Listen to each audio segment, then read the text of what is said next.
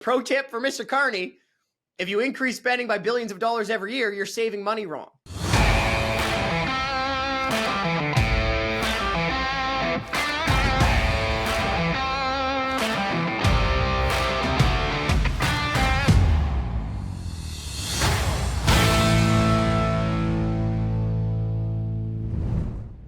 Parliamentary Budget Officer says the deficit has doubled. The capital budget now works like a fog machine.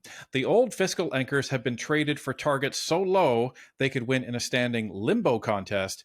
And transparency has been reduced to the Pirates of the Caribbean code, where they're more like guidelines, really.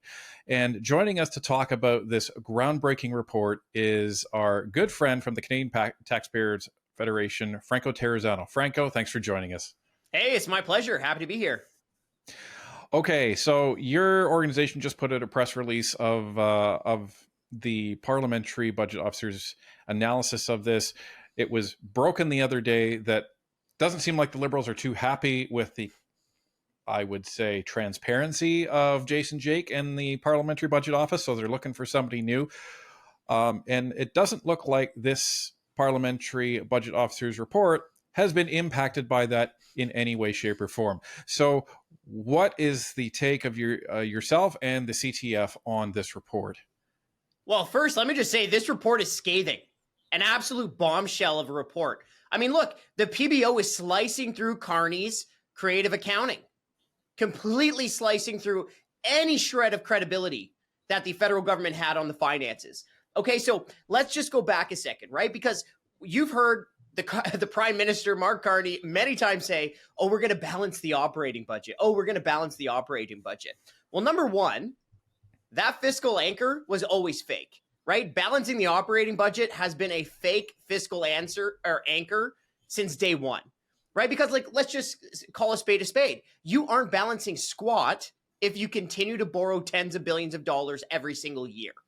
But what this PBO report really shows is that even the government's messaging on that fake fiscal anchor of balancing the operating budget is not credible, right? So Carney split the budget into operating spending and capital spending. Well, you know what the PBO found? And this is just black and white here, that Carney's definition of capital spending is overly expansive. And if he wasn't using that overly expansive definition, he wouldn't even balance the operating budget by 2028. There'd be an $18 billion deficit on the operating side. Well, and this is crazy, because the other thing that that they say in the report, and this really hit me, is this is and I'm quoting here, this is the first time in 30 years that I've seen one in which the debt to GDP ratio is going up over time. That's definitely a cause for concern, and that's a direct quote from the PBO. And in that, in terms of that fiscal anchor change out, they went from a lower debt to GDP ratio, so that has to go lower over time, and they've flipped that very subtly to a lowering deficit to GDP ratio. So you can still have a massive deficit, and as long as you decrease it by $1 every year, well, then you're in the fiscal anchor. And you're still adding more and more onto the debt. And look, that little budget guardrail is so low, you don't even have to step over it to get over it, right? Like it's you might as well not even have a fiscal guardrail at that point. But speaking of which, I just want to add two quotes from the PBO. I've got the report here on my phone. Okay. Based on PBO stress testing, there is a 7.5% chance that the deficit to GDP ratio will decline in every year. Okay? So right? So a 93% chance it's going up. And it's the easiest, or should I say, one of the worst fiscal guardrails that you could even have. And the Carney government probably isn't even going to meet that. But hey, let me add one more thing, because I've already seen some of the coverage. And there's one thing that I think has been missed on ever so slightly by some of the coverage, okay? So let me read you a quote, and then I'm going to, translate it for everyday people, okay? Again, from the PBO. Absent measures since the 2024 Fall Economic Statement and measures announced in Budget 2025, the day-to-day operating balance would be in a surplus position over 2026 to 2029. Now, let me explain what that means. It goes to show just how bogus of a fiscal anchor balancing the operating budget is. What that quote from the PBO means is that if Carney just stuck to Trudeau's spending plan from the last fall economic statement a year ago, there would be a balanced operating budget next year. Right? So all you would have to do is stick to Trudeau's spending plan from a year ago, and the operating budget would be balanced next year, right? That just shreds this entire notion that balancing the operating budget is anything special. It really doesn't mean squat. Well, and the other thing that I take from this report, and you let me know if my take is correct, is that what the PBO is saying is, listen, Carney can categorize stuff any way he wants and call it a balanced operating budget. It doesn't mean anything. Yeah. When you're operating within an entire budget that still runs at a deficit, it doesn't matter. And the PBO, this report is such a bombshell because, Ryan, the PBO goes even further on calling out Carney's creative accounting, right? So the PBO directly says that Carney's definition of capital spending is overly expansive. Okay, it exceeds international practice. It exceeds, what the government's own practice is in the public accounts. And the PBO specifically points to things like corporate income tax expenditures, okay, investment tax credits, and operating subsidies as being included in Carney's definition of capital. Okay, think about that for a sec, folks. The government giving a multinational corporation a bucket of taxpayer cash can now be considered capital spending. Okay, corporate welfare is not capital spending for taxpayers. That is a cost to taxpayers. And just so everybody understands why this is significant, remember, capital spending is supposed to be defined generally as money that you are spending that will acquire an asset that can be depreciated or that will increase in value over time. You're increasing the value of your organization or your company. So when Carney is talking about capital expenditure, like if they put money towards acquiring a mine, or if they put money towards building roads and actual infrastructure, tangible things, you can argue that that's a capital expenditure. But one of the things that I believe they are trying to define as capital in the budget is security for the upcoming FIFA sporting hosting in what, 2026, something like that? The World Cup, yeah. Yeah, the World Cup. So they're trying to say that the paying for security is going to be a capital expenditure, which by definition, right? Security for a soccer game, a party. I didn't even know that, Ryan. You're breaking news to me right now. So they're trying to say that that's capital versus operational expenditure, and salaries are always operational expenditure. Okay, let me add another thing here because it just gets worse and worse. I'm going to add a quote from the PBO and then I'm going to kind of translate it again, okay? So listen to this. Quote, based on our definition, capital investments would total $217 billion over 2024 to 2029. Okay, here's where it gets crazy. Which is approximately 30% or $94 billion lower compared to budget 2025. Did you get that? 30% or $94 billion lower than budget 2025. That essentially means that Carney is considering $94 billion in capital spending that shouldn't be capital spending. Right? This whole time, Carney is essentially trying to sell Canadians like, hey, don't worry, folks. We're being, strong managers of our finances. We're investing. We're capital spending. That's why we're borrowing so money. And the PBO is saying, no. Your real capital spending should be $94 billion or 30% less than what you're claiming as capital spending. Now, I haven't had a chance to go through this report a lot yet, but one of the things that came out was that the PBO was trying to get more clarity on the actual cuts to the public service, and the Treasury Board had responded, no. So, is it fair to say that even the operational expenditure numbers that are in there did the PBO kind of comment on that as part of their transparency indictment? Yeah, the PBO did mention the fact that they're trying to follow up with these departments to get more of a plan on where Carney is going to save money. But let me just say something. There is no savings in the budget, right? Like, think about it this way. The federal government is spending $581 billion this year, okay? That means the Carney government is spending about $38 billion more than what the Trudeau government spent last year. A $38 billion increase in spending over 1 year, okay? By 2029, the government's going to spend $644 billion. Where is the saving money, right? They're increasing spending by billions and billions of dollars every single year, right? Pro tip for Mr. Carney, if you increase spending by billions of dollars every year, you're saving money wrong. But even if we're going to be as generous as possible, okay, all of these savings that Carney keeps talking about, they all happen in future years, all down the road, right? Oh, don't worry, folks. We're going to start the diet on Monday. Guess what?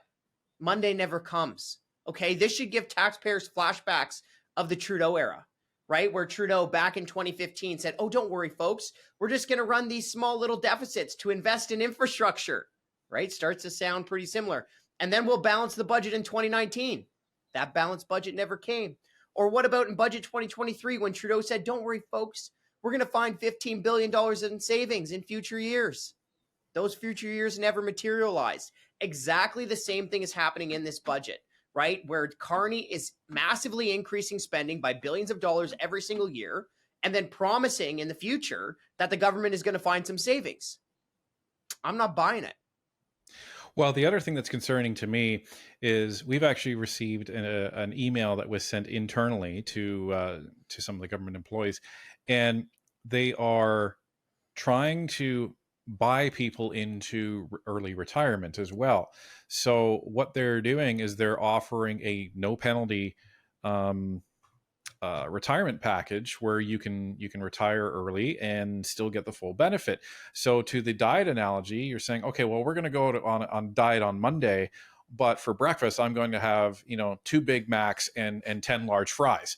That's basically what I get. So so when you're well, that hits too close to home, Ryan. What did you have for breakfast this morning? But what this tells me is even these forecasted savings, they're not going to be nearly what we want them to be, because you're going to have to overpay people to retire early anyway. So I'm going to have I wish this article has already been published, but Ryan, I'm working on a column that I'm going to send to one of the national newspapers.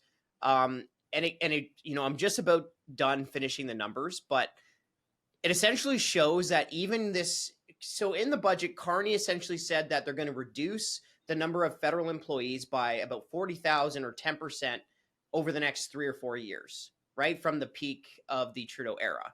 But what this op-ed will show, folks, and I'll share it on social media once it's published, is that even if Carney does find savings where he reduces the federal bureaucracy by 40,000 employees, that actually isn't changing course. It just entrenches Trudeau's bureaucratic hiring spree over the last decade. And the numbers will be in this op-ed, but it essentially will just bring the bureaucracy back down to like the levels that Trudeau was spending on back during the heart of the pandemic. So the federal government just ballooned out of control, where the cost of the federal bureaucracy increased 80% over the last 10 years. And another PBO report actually talks about this, but the average compensation for a federal employee, I believe, is around $148,000. Okay, the average compensation, so salary, bonuses, pensions, other types of perks, is about $148,000, around there now. Okay, by 2028, the average compensation for a federal employee will be around $170,000. Okay, Wow. so even if Carney were to cut the number of employees by 40,000, because compensation is still going up, taxpayers really aren't saving money.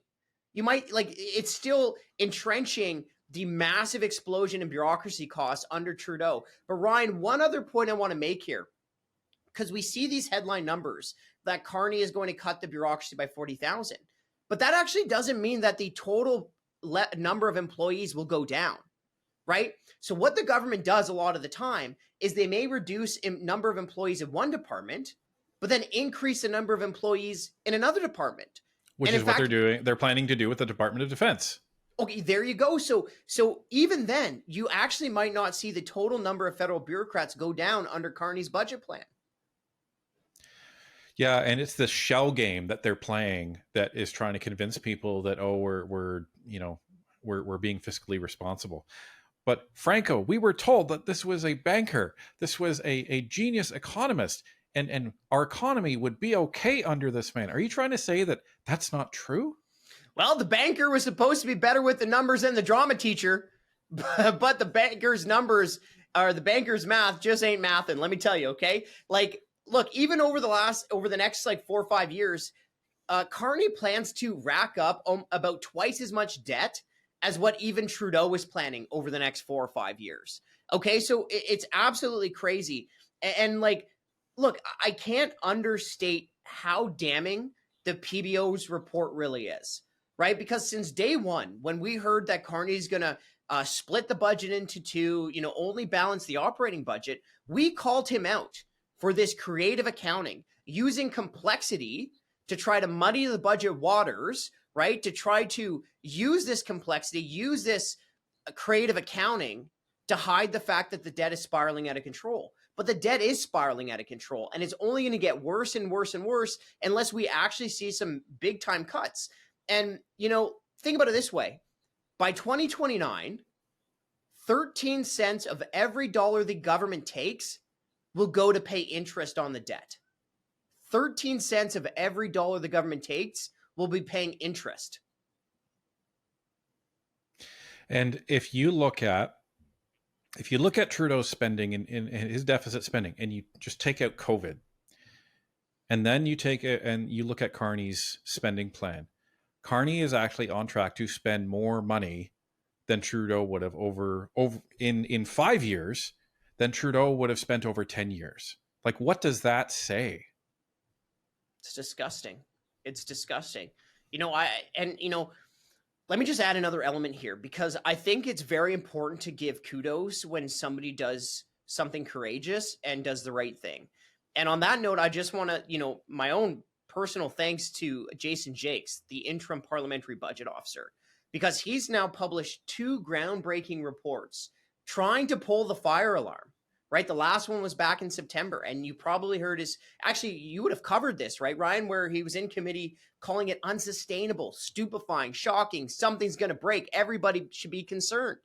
And then what happened this week? Well, we got the news breaking that the government is posting a job posting looking for a new PBO with, quote, tact and discretion. Right? Sure sounds like the government is trying to muzzle the watchdog, right? Canadians, we need a budget watchdog. We don't need a government lapdog, right? And here's the thing, politicians, if you're upset that your own government independent budget watchdog is calling your debt unsustainable and stupefying, if you're mad about that, then don't produce unsustainable and stupid budgets.